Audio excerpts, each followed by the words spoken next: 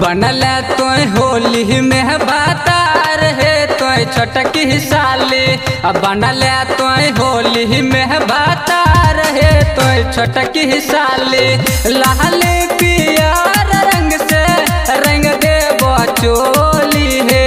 लाल पियर रंग से रंग दे चोली है। अब बनल जीजा जी के भतार है हमर छोटकी साली। अब बनल जीजा जी के भतार है हमर छोटकी साली। अब बनल जीजा जी के भतार है हमर छोटकी साली।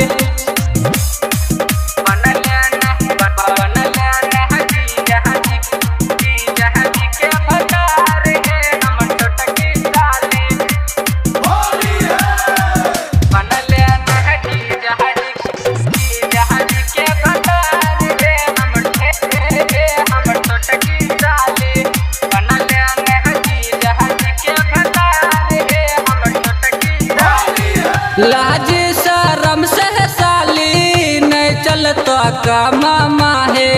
हमरा से लगबल साली गाल में रंगवा है। हाँ हाँ लाज शरम से साली नहीं चलतो मामा है।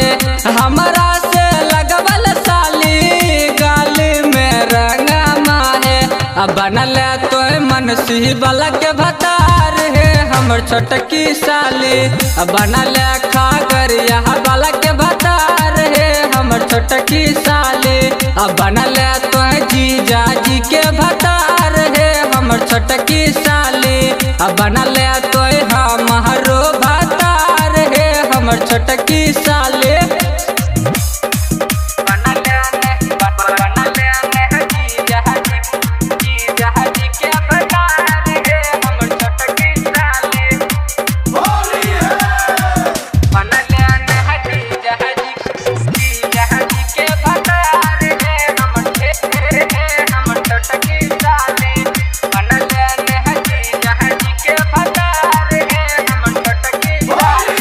लाज शरम छोड़ के खेलो न होलिया है। लाल पियर रंग से रंग देव चोलिया है।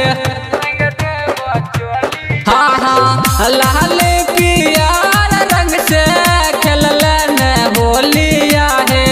हमरा से लगबल साले गाल में रंगवा है।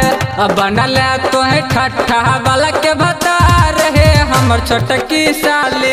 अब बनल खागरिया वाला के भतार है हमर छोटकी साली। अब बनल तो है बाबालू के भतार गे हमर छोटकी साली। अब बनल तो है चंदन जी के भतार गे हमर छोटकी साली। जय मां कत्यानी रिकॉर्डिंग स्टूडियो मानसी एक कन्या।